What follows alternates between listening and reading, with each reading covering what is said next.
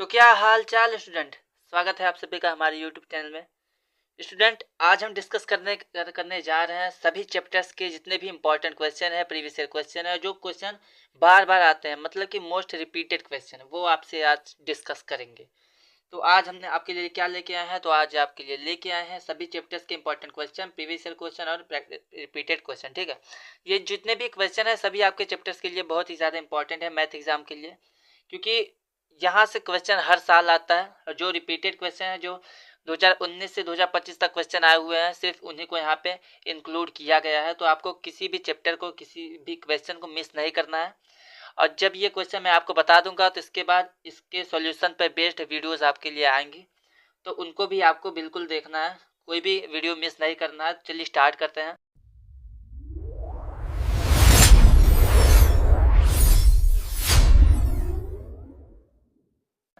तो बेटा यहाँ पे हम सबसे पहले क्या देखेंगे, सबसे पहले हम देखेंगे चैप्टर 1 से। ठीक है, तो पहला चैप्टर जो हमारे पास है वहां से आप क्वेश्चन है। तो आपको देखिए हर बार एग्जाम में आता है, सिद्ध कीजिए कि √3 अपरिमेय संख्या है, √2, √5, 5 √2, या मल्टीप्लाई करके आएगा, या फिर इसके साथ प्लस माइनस करके इस प्रकार से भी नंबर आ जाता है। तो हमें प्रूफ करना होता है कि ये अपरिमेय संख्या होती है। ये क्वेश्चन हर साल आता है 2 नंबर में, तो इसको भी आपको बिल्कुल मिस नहीं करना है, स्किप नहीं करना है, पूरा देखना है। चलिए बढ़ते हैं दूसरे क्वेश्चन की तरफ। दूसरा क्वेश्चन क्या है कि अगर हमारे पास 35 और 63 का एलसीएम 315 है, तो हमें इसका एचसीएफ पता करना है।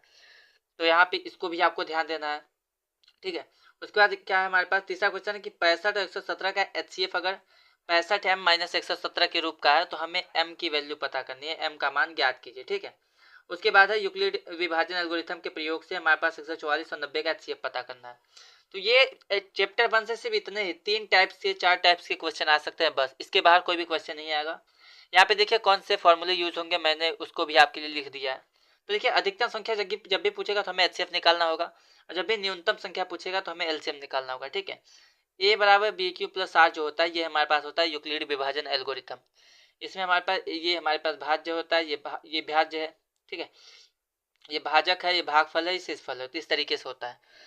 और याद रखना है कि दो संख्याओं का जो गुणनफल होता है उनके एलसीएम और एचसीएफ के गुणनफल के बराबर होता है। ये भी एक फॉर्मूला होता है जो एग्जाम में, इससे डायरेक्ट क्वेश्चन आता है एग्जाम में। ठीक है, उसके बाद कभी कभी आता है सहभाज्य संख्या क्या होती है। तो सहभाज्य संख्या वे संख्या होती है जिसका एचसीएफ 1 होता है। ठीक, आगे बढ़ते हैं, चलते हैं दूसरे चैप्टर के एक इंपॉर्टेंट क्वेश्चन के साथ।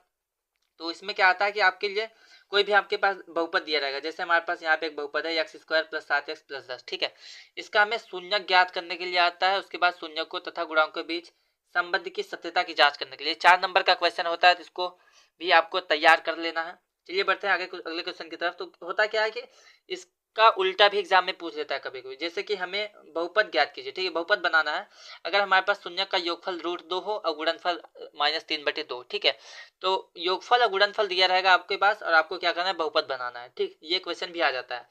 चलिए आगे बढ़ते हैं। तो दिया गया है कि यदि बहुपद 2x square plus 3k plus के, ठीक है 3x प्लस के, इसका एक शून्य 1/2 है, तो हमें k का मान पता करना है। ठीक, चौथा क्वेश्चन क्या है हमारे पास, सॉरी अगला क्वेश्चन क्या है कि एक्स स्क्वायर माइनस का 4√3x प्लस 3, इसका जो शून्यक है वो अल्फा और बीटा है, तो हमें alpha plus beta minus alpha into beta का मान पता करना है। ठीक है स्टूडेंट, अब यहाँ पे दूसरे चैप्टर में बस इतना ही क्वेश्चन आपको करना है, सेकंड चैप्टर में बहुपद वाले में। ठीक है, तो इतने क्वेश्चन के बाहर कोई भी क्वेश्चन नहीं आएगा। इसका फॉर्मूला मैं भी यहाँ पे आपको बता देता हूँ। जो व्यापक रूप होता है बहुपद का हमारे पास ये होता है X square plus B X plus C, ये द्विघात बहुपद का व्यापक रूप होता है। अगर शून्यकों का योगफल पूछेगा तो अल्फा प्लस बीटा होता है -b/a। ठीक है, बी यहाँ से उठा लीजिए, ए भी यहाँ से उठा लीजिए, और जो अल्फा इंटू बीटा होता है वो c/a होता है। ठीक, और कोई भी अगर हमें बहुपद बनाना है, ठीक जैसे यहाँ पे दिया था योगफल और गुणनफल आपके पास है, आपको बहुपद बनाना है, तो क्या करना है कि अल्फा प्लस बीटा की वैल्यू यहाँ रख देंगे, अल्फा इंटू बीटा की वैल्यू यहाँ रख देंगे, तो हमारे पास जो आएगा ये हमारे पास एक्स स्क्वायर माइनस का alpha plus beta x plus में अल्फा इंटू बीटा। तो अगर अल्फा प्लस बीटा की वैल्यू यहाँ रख देते हैं अल्फा इंटू बीटा, तो हमारे पास बहुपद बन जाता है। तो ये हमारे पास सेकंड चैप्टर के इंपॉर्टेंट क्वेश्चन थे, मोस्ट रिपीटेड क्वेश्चन। आगे बढ़ते हैं, देख लेते हैं थर्ड चैप्टर में कौन कौन से क्वेश्चन है। तो यहाँ से बहुत ही 4 नंबर वाले 6 नंबर वाले क्वेश्चन आते हैं, तो इसको बिल्कुल भी स्किप नहीं करना है। तो यहाँ पे देखिए ये तो एक तो सीधा क्वेश्चन आता है कि हमारे पास क्या होता है, 2 चर वाले रैखिक समीकरण युग्म में होते हैं, उसको सॉल्व कीजिए। जैसे यहाँ पे है कि 2x प्लस 3y प्लस 8 बराबर 0 और x माइनस वाई माइनस 1 बराबर 0, इसको हमें हल करना है। ठीक है, ये आ सकता है। या फिर इस तरीके का क्वेश्चन आ सकता है कि 2x प्लस 3y बराबर 11 और 2x माइनस 4y बराबर -24, इसको हमें हल करना है, m का मान ज्ञात करना है। जिसके लिए हमारे पास y बराबर mx प्लस 3 है। ठीक है, ये आगे बढ़ते हैं। इस सभी क्वेश्चन को मैं सॉल्व कराऊंगा। ठीक है, वीडियो आएगा तो हर वीडियो में 5-6 क्वेश्चन सॉल्व होंगे, जिससे आपके लिए जो तैयारी है आपकी बेहतर हो जाएगी। तो अभी मैं क्वेश्चन आपको प्रोवाइड कर रहा हूँ, उसके बाद इसका सॉल्यूशन भी आपको प्रोवाइड किया जाएगा। तो यहाँ पे अगला क्वेश्चन क्या है कि दो अंकों की एक संख्या एवं उसके अंकों को उलटने से बनी संख्या का जो योग है वो 66 है। यदि अंकों का अंतर 2 हो तो हमें संख्या पता करनी है। ठीक है, अगला क्वेश्चन क्या है कि एक भिन्न 1/3 हो जाता है जब उसके अंश से 1 घटाया जाता है, और 1/4 हो जाता है जब उसके हर में से हर में 1/8 जोड़ दिया जाता है। तो हमें भिन्न पता करना है। ठीक है स्टूडेंट, ये सभी जितने भी क्वेश्चन ये चारों हैं आपके पास, ये सभी 8 नंबर के क्वेश्चन है जो लास्ट में आते हैं। ठीक है, तो इसको आपको बिल्कुल भी स्किप नहीं करना है। आगे बढ़ते हैं। ऋतु धारा के अनुकूल 2 घंटे में 20 किलोमीटर तैर सकती है और धारा के प्रतिकूल 2 घंटे में 4 किलोमीटर तैर सकती है। तो उसकी स्थिर जल में तैरने की चाल तथा धारा की चाल ज्ञात कीजिए। ये स्टूडेंट हमारे पास क्वेश्चन है। आगे बढ़ते हैं। 5 वर्ष पूर्व पिता की आयु पुत्र की आयु की 4 गुनी थी। 15 वर्ष बाद पिता की आयु पुत्र की आयु की 2 गुनी हो जाएगी। तो पिता और पुत्र की वर्तमान आयु हमें ज्ञात करनी है। ठीक है स्टूडेंट, तो ये जितने भी मैंने आपके क्वेश्चन बताए यहाँ पे, ये जितने भी क्वेश्चन थे आपके पास, ये सभी हमारे पास 2 चर वाले रैखिक समीकरण युग्म के क्वेश्चन है। यहाँ से 10 नंबर का क्वेश्चन आता है, एक 2 मार्क्स में और एक हमारे पास 8 मार्क्स में। तो आपको बिल्कुल भी स्किप नहीं करना है। चलिए बढ़ते हैं अगले चैप्टर के इंपॉर्टेंट क्वेश्चन के लिए। तो स्टूडेंट अभी हमने जो चैप्टर देखा है 2 चर वाले रैखिक समीकरण, उसमें कुछ बेस्ड यहाँ पे फॉर्मूले हैं, कुछ थ्योरम है, उसको देख लेते हैं। देखिए हमारे पास जो व्यापक रूप होता है वो a1x plus b1y plus c1 बराबर 0, ये पहले समीकरण का होता है। दूसरे का होता है a2x plus b2y plus c2 बराबर 0। ठीक है, अगर हमारे पास a1/a2 b1/b2 ये बराबर नहीं होते हैं तो ये हमारे पास प्रतिच्छेदी रेखाएं होती हैं और अद्वितीय हल होता है, मतलब एक हल होता है। ठीक है, अगर a1/a2 बराबर b1/b2 है लेकिन ये हमारे c1/c2 के बराबर नहीं है तो इसमें क्या होता है, कोई हल प्राप्त नहीं होता, रेखाएं समांतर हो जाती हैं।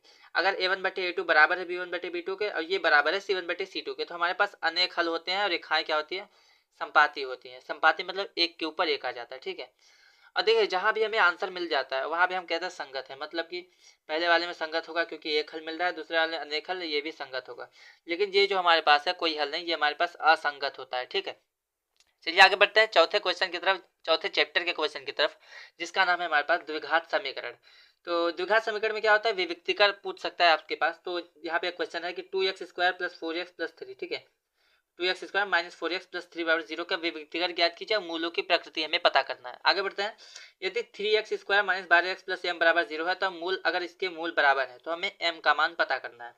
आगे बढ़ते हैं। x² माइनस का 6x प्लस 5 और √3x² प्लस 2x माइनस 8√3, इसका जो मूल है हमें वो पता करना है। मूल मतलब x की वैल्यू पता करनी है। आगे बढ़ते हैं। द्विघात समीकरण 3x² माइनस 6x प्लस 2 का हमें मूल सूत्र द्वारा, मूल सूत्र मतलब जो श्रीधराचार्य का फॉर्मूला होता है, x equal to minus b plus minus root में बी स्क्वायर माइनस 4ac, उसका यूज करके हमें यहाँ पे x की वैल्यू पता करनी है। आगे बढ़ता है। यहाँ पे एक 4 नंबर में जो क्वेश्चन आते हैं उसको भी हम डिस्कस कर लेते हैं। तो हमारे पास 2 क्वेश्चन है जो 4 नंबर में आ सकते हैं, आए हुए हैं प्रीवियस क्वेश्चन पेपर में। तो एक रेलगाड़ी 360 किलोमीटर की दूरी एक समान चाल से तय करती है। ठीक है, यदि रेलगाड़ी की चाल 5 किलोमीटर प्रति घंटा अधिक हो तो यात्रा में 48 मिनट कम समय लगता है। तो हमें रेलगाड़ी की चाल पता करनी है। ठीक, ये हमारे पास है। ये आपके यूपी बोर्ड ने क्वेश्चन पूछा है मॉडल पेपर में, तो आपको इसको भी ध्यान देना है। आगे बढ़ते हैं। एक आयताकार मैदान की लंबाई उसकी चौड़ाई के 2 गुने से 9 मीटर अधिक है। यदि मैदान का क्षेत्रफल 810 मीटर स्क्वायर है तो हमें लंबाई और चौड़ाई पता करनी है। ठीक है, और यहाँ पे एक और क्वेश्चन है कि 2 संख्याओं का योगफल 20 है, गुणनफल 10 है, तो हमें संख्याएं पता करनी है। तो स्टूडेंट चलिए अब इसके फॉर्मूले को थोड़ा डिस्कस कर लेते हैं। तो यहाँ पे इसका व्यापक रूप जो होता है वो होता है ax² plus bx plus c बराबर 0। मूल सूत्र या फिर श्रीधराचार्य फॉर्मूला क्या होता है, वो होता है x equal to minus b plus minus root के अंदर b² माइनस 4ac अपॉन 2 है। ठीक है, ये जो b² माइनस 4ac है इसको हम d से दिखाते हैं और d को हम कहते हैं विविक्तिकर। ठीक है, अगर इसका मान हमारे पास 0 से बड़ा होता है तो हमारे पास 2 भिन्न वास्तविक मूल मिलते हैं। ठीक है, 2 भिन्न मतलब कि अलग अलग x की वैल्यू मिलेगी लेकिन वास्तविक होगा। अगर 0 के बराबर होता है b² माइनस 4ac तो हमारे पास 2x की वैल्यू मिलेगी और दोनों क्या होंगे, दोनों हमारे पास बराबर होगा। और अगर b² माइनस 4ac की वैल्यू 0 से छोटी मतलब माइनस में होती है तो हमें कोई भी वास्तविक मूल नहीं होता है। ठीक है, अब यहाँ पे लिखा है 2 समान वास्तविक मूल होते हैं। तो जब भी समान वास्तविक मूल होंगे तो हम क्या करेंगे, वहाँ पे हम एक फॉर्मूला लगाते हैं। तो फॉर्मूला कौन सा है, वो होता है हमारे पास माइनस b/2a। तो b की वैल्यू और 2a की वैल्यू रख देंगे तो हमारे पास 2 समान मूल पता चल जाएंगे। ठीक है, आगे बढ़ते हैं। हमारे पास यहाँ पे AP से रिलेटेड क्वेश्चन है, AP मतलब कि समांतर श्रेणी से। तो आगे बढ़ते हैं। तो हमारे पास इसमें क्या दिया है कि हमारे पास एक AP मतलब समांतर श्रेणी है, इसमें क्या है 3, 8, 13, ठीक, ये 253 तक जा रहे हैं। इसका अंतिम पद अगर 20वां, अंतिम पद से 20वां पद हमें ज्ञात करना है, लास्ट वाले पद से, मतलब 253 से 20वां पद हमें पता करना है। आगे बढ़ते हैं। आगे हमारे पास क्या बोला गया है, बोला गया है कि एपी हमारे पास है 76, 72, 68, 64, ये डॉट डॉट करके जा रहा है। इसका कौन सा पद शून्य होगा ये बताना है हमें। आगे हमारे पास है उस समांतर श्रेणी का 31वां पद, ठीक है, 31वां पद ज्ञात कीजिए जिसका 11वां पद 38 है और 16वां पद 73 है, ठीक। आगे बढ़ते हैं। वह समांतर श्रेणी ज्ञात कीजिए जिसका तीसरा पद 16 है, 7वां पद 5वें पद से 12 अधिक है। आगे बढ़ते हैं। बोला 636 योग प्राप्त करने के लिए समांतर श्रेणी 9, 17, 25 के कितने पद लेने चाहिए, ये आपसे पूछा गया है। आगे हमारे पास है 2 और 100 के बीच सभी विषम संख्याओं का योगफल ज्ञात करना है हमें, ठीक है। ऐसी संख्या जो 3 से विभाज्य हो, मतलब 3 से डिवाइड हो जाए, 3 से विभाजित हो जाए। लास्ट क्वेश्चन है इस चैप्टर का कि उस समांतर श्रेणी के 51 पदों का योगफल ज्ञात कीजिए जिसका दूसरा पद तीसरे पद से 14 और 18 है, ठीक है। इसका मतलब क्या है स्टूडेंट, इसका मतलब ये है कि हमें क्या करना है, हमें बोला है कि 51 पदों का योगफल पता करना है जिसका हमें दूसरा पद 14 दिया, तीसरा पद 18 दिया, ठीक है। तो ये हमारे पास किस चैप्टर का था, ये हमारे पास था समांतर श्रेणी का। चलिए आगे बढ़ते हैं, देख लेते हैं त्रिभुज वाले चैप्टर के कितने क्वेश्चन हैं। तो स्टूडेंट सबसे पहले देख लेते हैं इसके फॉर्मूले क्या है। तो यहाँ पे एक और क्वेश्चन है जो आपके प्री बोर्ड में आया हुआ था। तो हमारे पास क्या क्वेश्चन है, बोला गया कि एपी के n पदों का योगफल अगर हमारे पास 4n - n स्क्वायर है तो प्रथम पद का तथा nवें पद का योगफल हमें पता करना है, ठीक है, यानी पद पता करना है। देखिए सर्वांतर जब भी निकालना होता है तो हम क्या करते हैं, बाद वाले पद में से पहले वाला पद, मतलब अगर हमें डी निकालना है सर्वांतर तो a2 में से 1 घटा देते हैं, ठीक है। nवां पद का या फिर अंतिम पद का फॉर्मूला क्या होता है, nवां पद होगा तो an लिखेंगे, अंतिम पद होगा तो l लिखेंगे, मतलब लास्ट टर्म, ठीक है, लास्ट पद। तो ये होता है a + n - 1 इंटू डी, ये आपके पास फॉर्मूला होता है nवां पद या फिर लास्ट पद का। आरवां पद निकालेंगे तो l में से माइनस करेंगे, ठीक है, l - r - 1 इंटू डी, वही चीज है, ठीक है। n पदों का योगफल, पदों का योगफल फॉर्मूला क्या होता है, n/2 2a + n - 1 into D, ठीक है, ये पदों का योगफल का फॉर्मूला है। अगर हम यहाँ पे a + n - 1 इंटू डी की जगह l रख देते हैं तो हमारे पास क्या होता है, s n equal to n/2 a + l। तो ये दोनों फॉर्मूला योगफल का होता है और ये दोनों हमारे पास nवें पद का फॉर्मूला होता है। चलिए बढ़ते हैं त्रिभुज की तरफ। तो देखिए स्टूडेंट त्रिभुज में हमारे पास कुछ फिगर वाले चैप्टर इंपॉर्टेंट क्वेश्चन होते हैं जो आपके पास आते हैं। जैसे यहाँ पे बोला है कि त्रिभुज एबीसी, एबीसी मतलब यहाँ पे त्रिभुज जो दिया है एबीसी, ठीक है।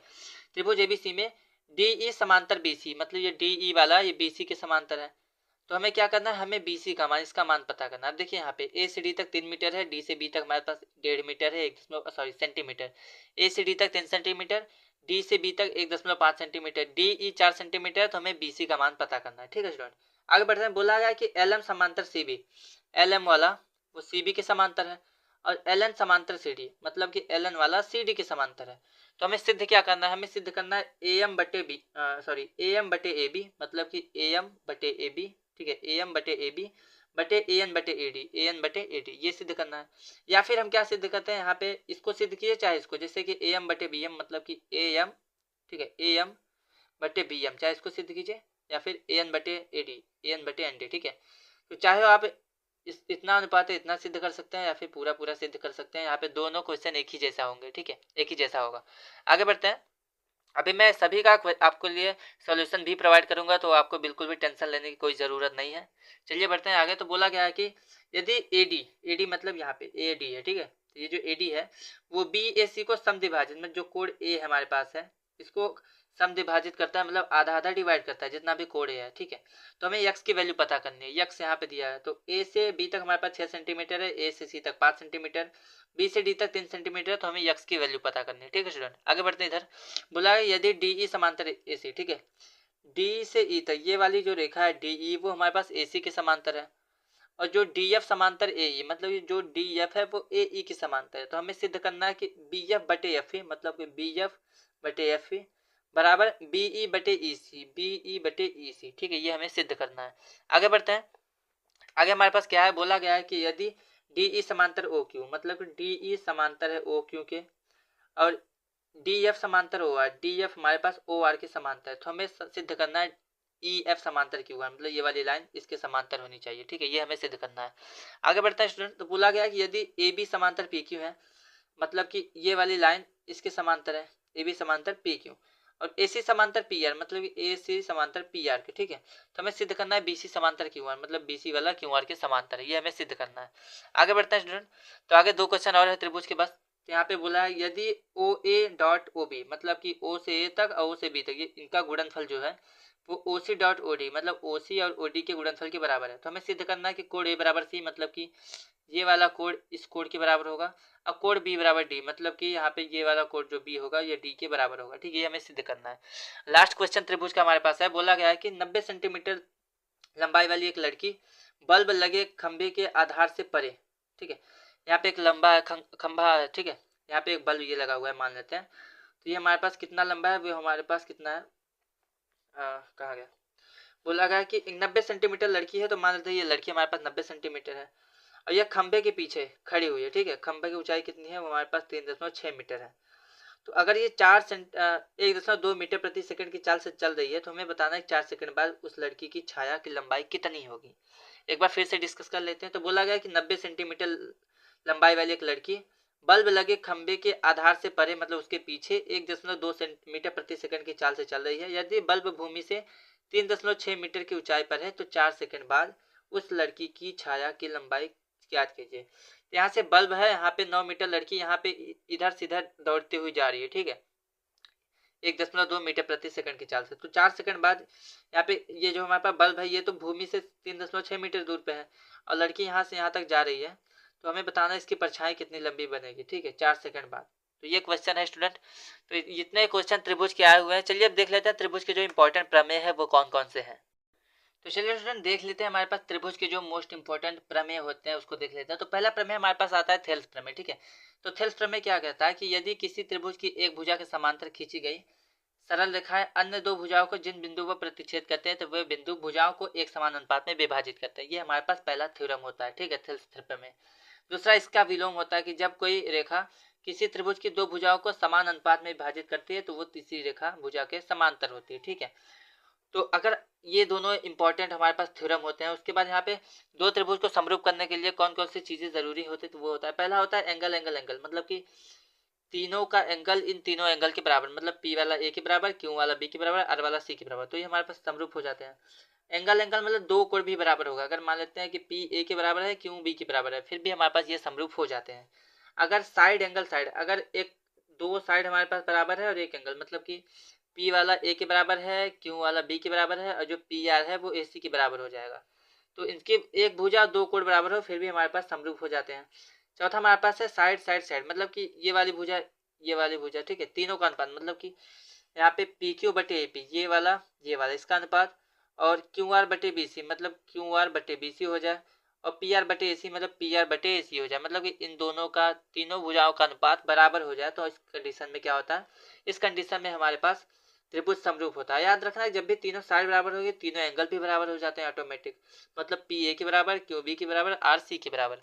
तो स्टूडेंट अगर आपने त्रिभुज वाला जो भी मैंने अभी आपको समझाया है शॉर्टकट में जल्दी जल्दी, अगर आपको ये कंफ्यूजन हो रहा है कि ये क्लियर नहीं है आपको तो आप हमारे चैनल पे जा सकते हैं मैथ वाली प्लेलिस्ट में। वहाँ पे हमने त्रिभुज के इंपॉर्टेंट प्रमेय और इंपॉर्टेंट क्वेश्चन की वीडियो आपके लिए अपलोड की है। तो वहाँ पे आप जाके देख सकते हैं प्लेलिस्ट में हमारे। वहाँ पे त्रिभुज वाले में हमने पूरा जो थ्योरम है पूरे इंपॉर्टेंट क्वेश्चन जो है आपके लिए प्रोवाइड किए हैं, एकदम क्लियर क्रिस्टल है। वहाँ पे हमने डिटेल में आपको समझाया तो वहाँ पे आप जाके देख सकते हैं प्लेलिस्ट में। यहाँ पे निर्देशांक ज्यामिति का आज हम क्वेश्चन डिस्कस करेंगे। निर्देशांक ज्यामिति से ये पार्ट 2 है। यहाँ पे कोई हर क्वेश्चन कंप्लीट हो जाएगा सभी चैप्टर्स के, ठीक है। तो पहला क्या है कि x अक्ष पर वह बिंदु ज्ञात कीजिए 2,-5 और -2,9 से समदूरस्थ है मतलब समान दूरी पे, ठीक है। अगला क्वेश्चन क्या है कि 4,3 और 2,5 और 2,0 -1,4 के बीच की दूरी हमें पता करना है, ठीक। x और y के में ऐसा संबंध ज्ञात करना है जो हमारे पास x y बिंदु है वो हमारे पास 3.3,6 और -3,4 से समदूरस्थ है मतलब समान दूरी पे है, ठीक है। आगे बढ़ते हैं। अगला क्वेश्चन हमारे पास क्या है कि उस बिंदु का निर्देशांक ज्ञात कीजिए जो बिंदु -1,7 4, -3 को मिलाने वाले रेखाखंड को 2:3 में विभाजित करता है। आगे बढ़ते हैं। बिंदु ए का निर्देशांक ज्ञात कीजिए जहां AB वृत्त का व्यास जिसका केंद्र 2, -3 तथा B हमारे पास निर्देशांक 1, 4 है, ठीक है। हमें क्या करना है, ए का निर्देशांक ज्ञात करना है, ठीक। और लास्ट क्वेश्चन इस चैप्टर का क्या है कि -3, 10 और 6, -8 को जोड़ने वाले रेखाखंड को बिंदु 1, 6 किस अनुपात में विभाजित करता है ये आपसे पूछा गया है। तो स्टूडेंट निर्देशांक ज्यामिति में बस इतने ही क्वेश्चन आपको तैयार करना है, क्योंकि हर साल इतने ही क्वेश्चन बार बार रिपीट होते रहते हैं, ठीक है। तो इस क्वेश्चन को बिल्कुल भी मिस नहीं करना है। आगे बढ़ते हैं, तो आगे हमारे पास इससे रिलेटेड कुछ हमारे पास फॉर्मूलेज होते हैं, उसको डिस्कस कर लेते हैं। तो दो बिंदुओं के बीच की दूरी अगर निकालना होता है तो उसका फॉर्मूला होता है रूट के अंदर x2 माइनस x1 का whole square minus y2 minus y1 का होल स्क्वायर, ठीक है।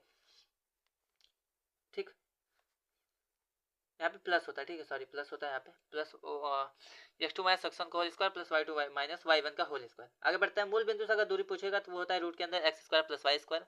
अगर मध्य बिंदु निकालना है तो x1 प्लस x2 बटे 2 कॉमा y1 प्लस y2 बटे 2। अगर हमें अंतर विभाजन पता करना है तो उसका फॉर्मूला होता है m1x2 प्लस m2x1 बटे m1 plus m2 comma m1y2 plus m2y1 बटे m1 प्लस m2, ठीक है। ये तो अंतर विभाजन होता है। एक हमारे पास बार विभाजन होता है, तो उसके लिए क्या होता है, उसके लिए हमें बस यहीं पे जहाँ जहाँ प्लस है वहाँ पे हमें माइनस लगा देना है। तो ये हो जाता है m1x2 माइनस m2x1 बटे m1 माइनस m2 और कॉमा करके m1y2 माइनस m2y1 बटे m1 माइनस m2, ठीक है। तो ये हमारे पास फॉर्मूला होता है। चलिए बढ़ता है त्रिकोणमिति की तरफ, त्रिकोणमिति का मोस्ट इंपॉर्टेंट क्वेश्चन की तरफ।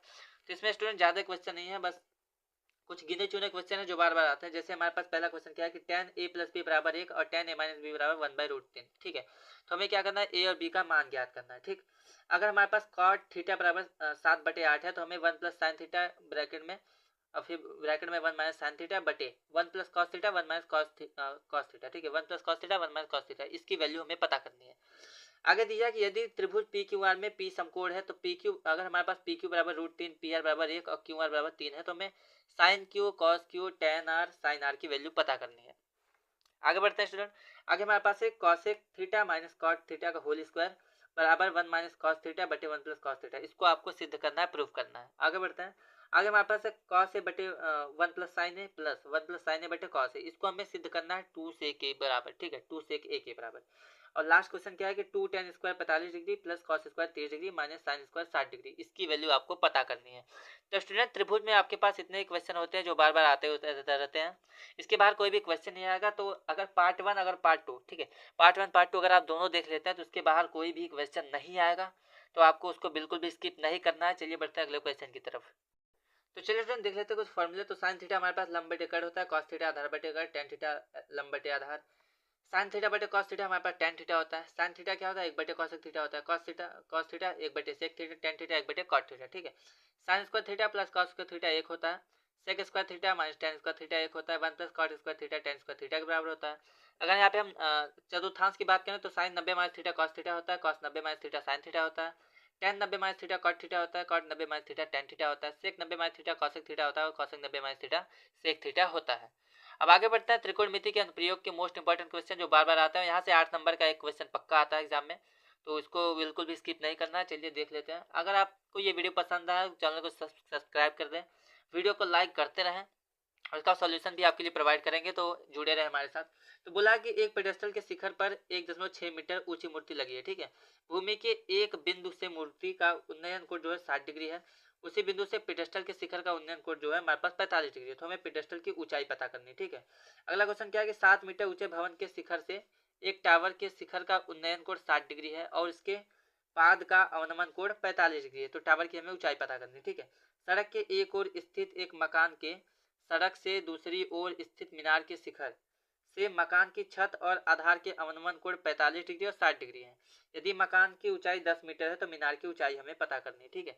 आगे बढ़ते हैं स्टूडेंट, आगे हमारे पास क्या है कि समान ऊंचाई के दो स्तंभ 100 मीटर वाले हैं, ठीक है। 100 मीटर समान ऊंचाई के दो स्तंभ 100 मीटर चौड़ाई के सड़क के दोनों ओर स्थित है। सड़क पर स्थित किसी बिंदु से स्तंभों के शिखर के उन्नयन कोण 60 डिग्री और 30 डिग्री है। तो स्तंभों के बीच की स्थिति और प्रत्येक स्तंभ की ऊंचाई हमें पता करनी है। 2 क्वेश्चन और है बस। बोला गया एक वृक्ष ऊपरी भाग टूटकर भूमि से जा लगा था, भूमि से 30 डिग्री का कोण बनाता है। यदि वृक्ष की जड़ से उस बिंदु जहां वृक्ष का शिखर भूमि को छूता है की दूरी 8 मीटर है तो वृक्ष की हमें ऊंचाई पता करनी है, पेड़ की ऊंचाई पता करनी है। और लास्ट क्वेश्चन क्या है कि 1.5 मीटर लंबा लड़का 30 मीटर ऊंचे भवन से कुछ दूरी पर खड़ा है। जब वह ऊंचे भवन की ओर जाता है तब उसकी आंख से भवन के शिखर का उन्नयन कोण 30 डिग्री 60 डिग्री हो जाता है। बताइए कि वह भवन से कितनी दूरी चलकर गया है, ठीक है। यहाँ हमारे पास स्टूडेंट यहाँ पे जो भी क्वेश्चन हमने बताए आपके लिए कितने क्वेश्चन है, 5 या 6 क्वेश्चन है, ठीक है। इन 6 क्वेश्चन को अगर आप लगा लेते हैं तो आपके 8 नंबर कहीं नहीं गए हैं। तो अगर आपको इसका सोल्यूशन भी चाहिए तो चैनल के साथ जुड़े रहें, आपके लिए सोल्यूशन भी प्रोवाइड किया जाएगा, ठीक है। धीरे धीरे प्रोवाइड करेंगे, रोज आपके लिए वीडियोज आएंगे मैथ के लिए, और साइंस का वीडियो आपके लिए आता है, ठीक है, डेली, तो आपको उसको देखना है। चलिए फिर बढ़ते हैं अगले क्वेश्चन की तरफ, जो हमारे पास वृत्त से संबंधित है।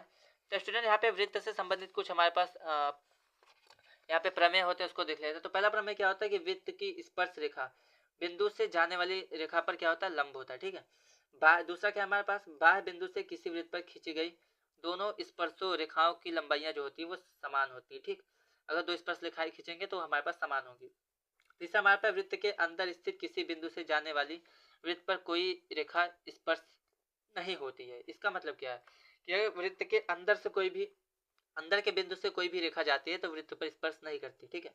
चौथा हमारे पास है वृत्त पर स्थित किसी बिंदु से वृत्त पर एक और केवल एक स्पर्श रेखा होती है। अगर वृत्त के किसी भी बिंदु से वृत्त पर कोई भी रेखा खींचेंगे तो वो एक ही हो सकता है, ठीक है। ये हमारे पास कुछ थ्योरम है। पांचवा एक और हमारे पास कि वृत्त के बाहर स्थित किसी बिंदु से जाने वाली वृत्त पर 2 और केवल 2 स्पर्श रेखाएं होती हैं, ठीक है। बाहर से 2 और अंदर से 1, ठीक है, इसको आपको याद रखना है। स्टूडेंट यहाँ पे 3 क्वेश्चन है हमारे पास, बस उससे ज्यादा कुछ भी नहीं पढ़ना है आपको। तो सिद्ध कीजिए कि वृत्त के किसी व्यास के सिरों पर खींची गई स्पर्श रेखा समांतर होती है। ये आपके एग्जाम में आ सकता है। दूसरा क्या है कि 2 संकेंद्रित वृत्तों की त्रिज्या 5 सेंटीमीटर 3 सेंटीमीटर है। बड़े वृत्त की उस जीवा की लंबाई ज्ञात कीजिए जो छोटे वृत्त को स्पर्श करती है, ठीक है। इसके आगे क्वेश्चन क्या दिया है कि वृत्त के किसी बिंदु पर स्पर्श रेखा बिंदु से जाने वाली त्रिज्या पर लंब होती है। ये आपको सिद्ध करना है, ये तीनों चीजें सिद्ध करनी है आपको एग्जाम में। चलिए बढ़ते हैं अगले चैप्टर के क्वेश्चन की तरफ। तो फ्रेंड अगला क्वेश्चन हमारे पास क्या है, वो हमारे पास है वृत्तों से संबंधित क्षेत्रफल। यहाँ से बस 3 वैरायटी के क्वेश्चन आते हैं, बस इन तीनों को आपको याद रखना है, इसके बाहर कोई भी क्वेश्चन नहीं आएगा। तो उसका फॉर्मूला बस 3 फॉर्मूला को याद रखना है कि चाप बराबर कोण बटे त्रिज्या होता है। वृत्त का क्षेत्रफल निकालेंगे तो theta by 360 pi r square, और परिधि निकालेंगे थीटा बाई 360 2 पाई आर, ठीक है। ये फॉर्मूला होता है बस। और यहाँ पे 3 क्वेश्चन याद रखना है कि पहला क्वेश्चन क्या है कि 6 सेंटीमीटर त्रिज्या वाले एक वृत्त के एक त्रिज्यखंड का हमें क्षेत्रफल पता करना है अगर इसका कोण जो है 60 डिग्री है।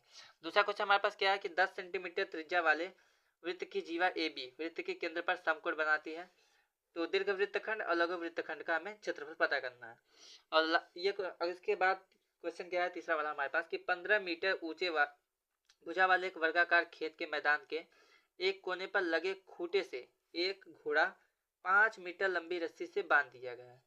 उस भाग का क्षेत्रफल ज्ञात कीजिए जहां घोड़ा घास चर सकता है, ठीक है। ये 3 वैरायटी के क्वेश्चन है जो आपके एग्जाम में आए हुए हैं, इसके बाहर कोई भी क्वेश्चन नहीं आएगा इस चैप्टर से। चलिए बढ़ते हैं अगले। तो आगे हमारे पास सांख्यिकी चैप्टर है। सबसे पहले इसके फॉर्मूलेस देख लेते हैं। तो फॉर्मूले में क्या है, फॉर्मूले आपके पास ये है कि हमारे पास जो घन होता है, ठीक है, क्या होता है घन। तो यहाँ पे ये चीजें आ सकती है। घन का आयतन क्या होता है, एक क्यूब होता है। घन आपका आयतन लंबाई गुणे चौड़ाई गुणे ऊंचाई। गोले का आयतन क्या होता है, 4/3 पाई आर क्यूब होता है। शंकु का आयतन 1/3 पाई आर स्क्वायर एच।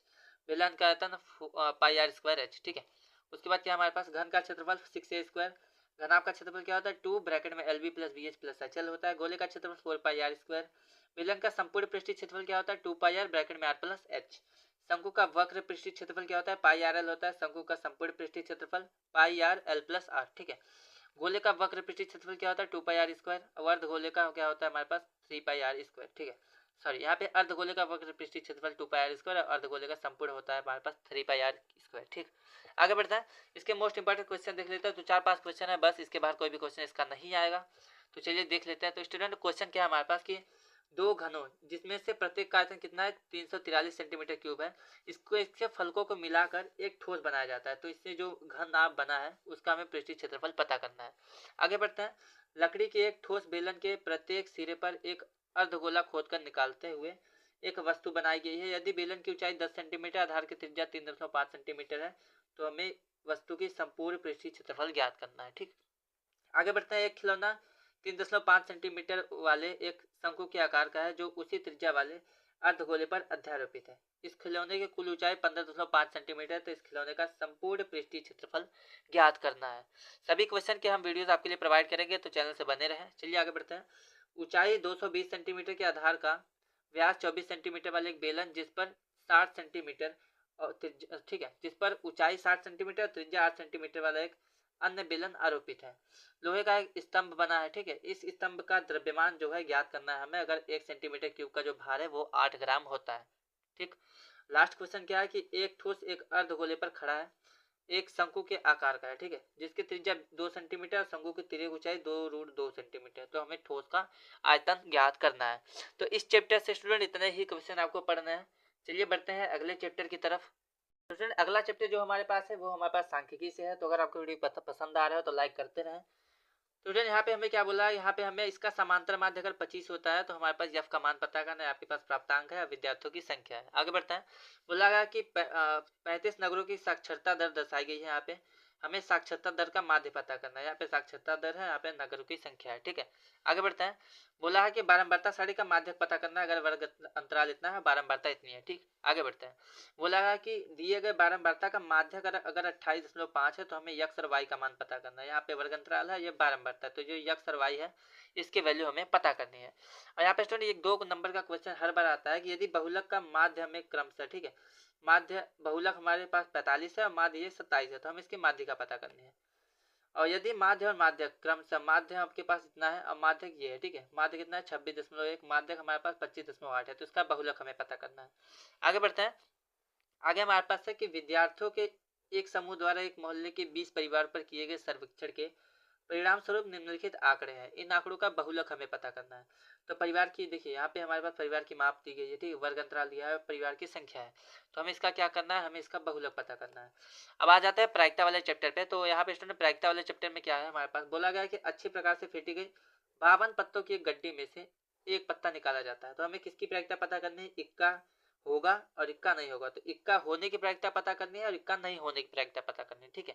यहाँ पे स्टूडेंट एक 2 नंबर का हर बार क्वेश्चन आता है कि यदि पीई मतलब कोई भी घटना होने की प्रायिकता 0.05 है तो हमें ई नहीं होने की मतलब घटना नहीं होने की प्रायिकता पता करनी है। और ये क्वेश्चन एमसीक्यू में आता है कि एक लीप वर्ष में 53 रविवार होने की क्या प्रायिकता होती है, ये भी आ जाता है एग्जाम में। चलिए बढ़ते हैं आगे अगले क्वेश्चन की तरफ। तो सर ये क्वेश्चन रिपीटेड क्वेश्चन है, प्री बोर्ड में बोर्ड में भी आता हुआ है, तो उसको देख लेते हैं। बोला गया कि एक थैली में 3 लाल 5 काले गेंदे हैं, ठीक है। अगर इसमें से एक लाल गेंद निकाला जाता है तो उसकी हमें प्रायिकता पता करनी है, लाल गेंद निकालने की प्रायिकता। अगला क्वेश्चन है कि एक पासे को एक बार फेंका जाता है तो हमें एक अभाज्य संख्या की प्रायिकता पता करनी है। 2 और 6 के बीच स्थित किसी संख्या की प्रायिकता और विषम संख्या की प्रायिकता पता करनी है। आगे बढ़ते हैं। आगे हमारे पास 2 क्वेश्चन और है बस। तो बोला गया कि 52 पत्तों की अच्छी प्रकार से फेंटी गई एक गड्डी में से एक पत्ता निकाला जाता है, तो हमें किसकी प्रायिकता पता करनी है। पहला लाल रंग बादशाह की प्रायिकता पता करनी है। फेस कार्ड या तस्वीर वाले पत्ते की प्रायिकता पता करनी है। लाल रंग के तस्वीर के वाले पत्ते की प्रायिकता पता करनी है। हुकुम के पत्ते की, पान का गुलाम और ईंट का बेगम, ठीक है। इतने चीजों की हमें प्रायिकता पता करनी है। ये आपके पास जब भी आएगा तो ये 4 नंबर में आता है, ठीक, 4 या 8 नंबर में। यहाँ पे लास्ट क्वेश्चन है कि एक पासे को 2 बार फेंका जाता है तो हमें 5 किसी भी बार नहीं आएगा, इसकी प्रायिकता करनी है, और 5 कम से कम एक बार आएगा, इसकी भी प्रायिकता पता करनी है। तो चलिए स्टूडेंट अब डिस्कस कर लेते हैं प्रायिकता के जो इंपॉर्टेंट फॉर्मूले होते हैं, जो भी इसके टर्म्स हैं उसको डिस्कस कर लेते हैं। तो प्रायिकता क्या होता है, प्रायिकता होता है हमारे पास किसी भी जितने भी जो भी घटना होती है उसके परिणामों की संख्या और बटे संभावित परिणामों की संख्या, ठीक है।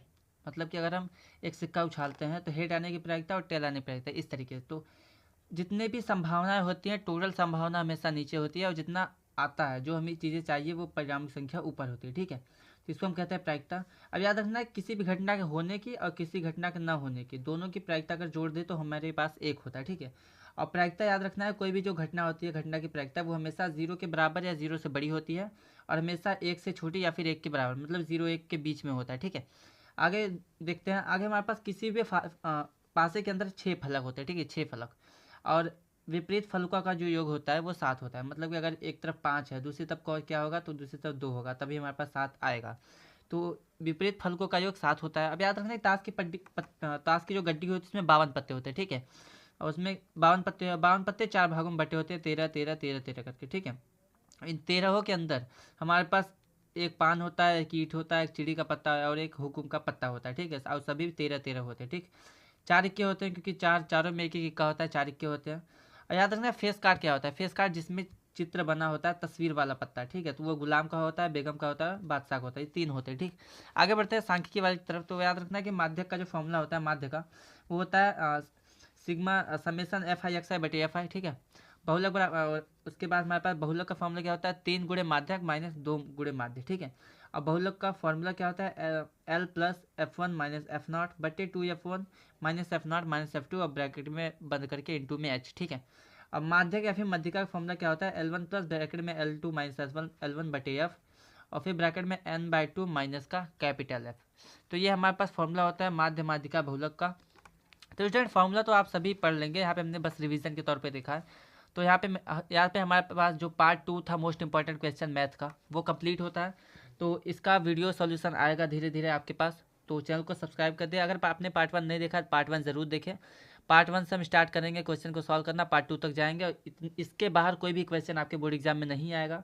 तो चैनल को सब्सक्राइब करें, वीडियो को लाइक करें, अगर वीडियो पसंद आया तो कमेंट करें, और हमारे व्हाट्सअप चैनल ग्रुप को ज्वाइन कर लें, क्योंकि यहाँ पे पूरा पीडीएफ जितने भी मैंने आपके क्वेश्चन बताया, सभी क्वेश्चन का जो पीडीएफ है, नोट्स है, वो आपको हमारे व्हाट्सअप ग्रुप पे मिलेगा। ठीक है, तो डिस्क्रिप्शन में हमारे व्हाट्सअप ग्रुप का नंबर है, वहाँ पे आप लिंक है, वहाँ पे आप क्लिक करके हमारे चैनल को ज्वाइन करें। चलिए फिर मिलते हैं इसके सॉल्यूशन के ऊपर, तो तब तक के लिए धन्यवाद।